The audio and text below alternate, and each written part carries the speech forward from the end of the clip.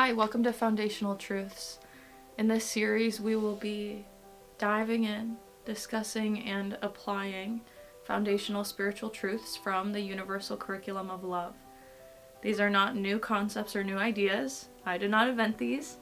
However, they are sustaining, timeless truths distilled from most all major world religions, as well as spiritual practices from around the world.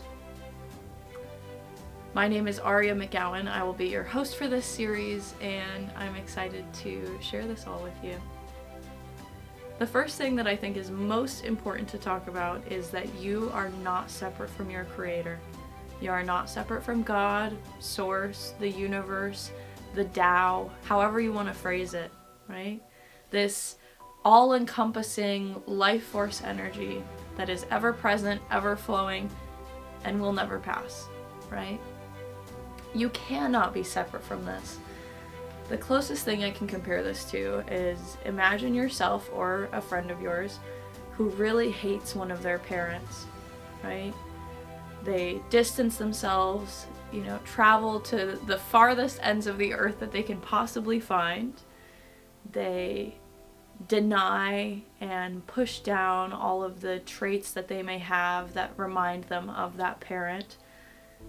It would be like they would have to cut out their own heart, right? They would have to distance themselves from their own beingness to truly separate themselves from that parent. This is the same as when we attempt to believe that we're separate from our Creator, separate from God. It's impossible for you to be separate from your Creator. It would genuinely be like cutting out your own heart and attempting to continue living. Literally impossible. I mean, really think about it. Allow yourself to sit with this for a moment. Could you be removed from the Tao, the all-encompassing life force energy that consistently persists? Is it possible for you to exist without that life force energy that is in all things?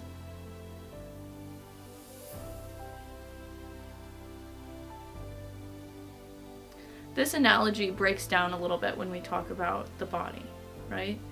And this is where the analogy of it would be like someone distancing themselves or cutting out the parts of themselves the traits that they get from their mother. Oh, you get your eyes from your mother and you hate your mother? Well, every time you look in the mirror, you're going to see your mother in your own eyes.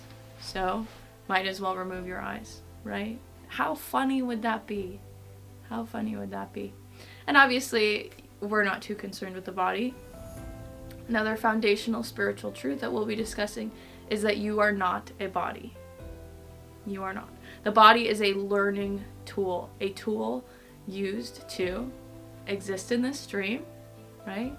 To remember who we really are, right? So the body can be used in two ways. The body can be used to perpetuate the lie of separation from God, right? Or it can be used to extend the truth that we are not separate from God. We are an extension of God's love, right? So the body can be used as a tool to exist as this learning, as this truth, and extend love to others, right? Or again, it can be used to perpetuate the belief that we are separate from God. So I think one of the greatest frameworks and ways to look at this is to understand where our thoughts, actions, and lives, right? I think one of the greatest frameworks to use and one of the best ways we can look at this is to understand that our thoughts and actions come from our beliefs, right? So we're going to compare two beliefs here. And this is what we're going to keep coming back to throughout this entire series, is the belief that I am separate from God, the belief that I am one with God, right? That I am not separate from God. So if I believe I am separate from God, that's pretty scary, right? What that belief means is that I am not safe, I am not loved, right? And if I am not safe, I am not safe for others. I am to be feared. I am afraid of myself as much as I am afraid of the world. I'm afraid of all of my brothers, right? I am not safe. I am not loved. I am not whole. I am incomplete. I am guilty, right? I am not perfect. All of these things. And you could see how these thoughts that stem from the belief of separation from God lead to action and behavior, right? So if I think I am not safe, I'm going to seek out things in the world that make me feel safe, or that make me temporarily safe, right? If I am not safe, I'm going to fear the world. I will fear all of my brothers, and therefore have defensive tendencies and actions towards my brothers and towards the world, right? If I am not loved, I will constantly be seeking love from the world, right? If I am not whole, I will be seeking something outside of myself to make me whole. If I am guilty, if I am not innocent, right? I will be seeking to place the guilt on someone else so that I may return to my innocence, right? So we see how the belief, the simple belief of separation from God, or the belief that we could be separate from God, stems to thoughts, lack of safety, lack of love, etc. And those thoughts stem to actions and behaviors in this world, in this dream, that are uncomfortable. They are not our natural state, right? So let's look at the other option, right? The other option is, I believe I am one with God.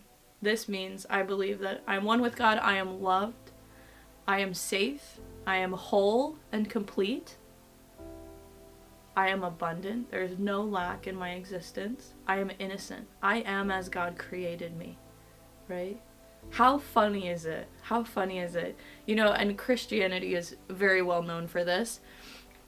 How funny is it to think that we could ruin God's perfect creation? That with our thoughts we could make ourselves guilty when He would make us innocent. How, what is the word? How arrogant, right?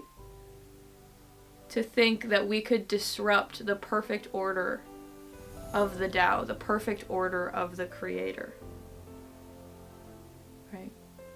So when we look at this, when we say, oh, I am one with God, I am safe, I am loved, I am whole, I am innocent, I am perfect, as I was created, as I am created, right? How does this stem into actions and behaviors? If I am safe, I'm not seeking something outside of myself to make me safe. I am already safe. If I am whole, I am not seeking something outside of myself to make me whole. I am already whole, right? I am not seeking love outside of myself. I am not seeking to make anyone guilty so as to restore my own innocence, right? So what do the thoughts and behaviors look like then, right? If I'm not seeking outside of myself, I am extending from within myself. And really both of these are extending, right? In one, you're extending lack, because lack is what you believe. In the other, you're extending truth and abundance, because that is what you believe, that is what you hold, right? Let's talk about this belief of separation. This is an illusion. It's not true, it can't be true. As we discussed before, it is impossible for you to actually be separate from your Creator. So when we look at these two side by side, it is very obvious that this belief in separation cannot be true, right? And so this belief is as if we put on a pair of goggles and we're looking through these goggles, trying to understand the world. But we'll say they're drunk goggles, right? Impossible to see things clearly with drunk goggles on. Everything's blurry, everything's confusing, right? You're running into stuff all the time. It feels very disorienting and frustrating. Because it doesn't seem right. Something seems off, right?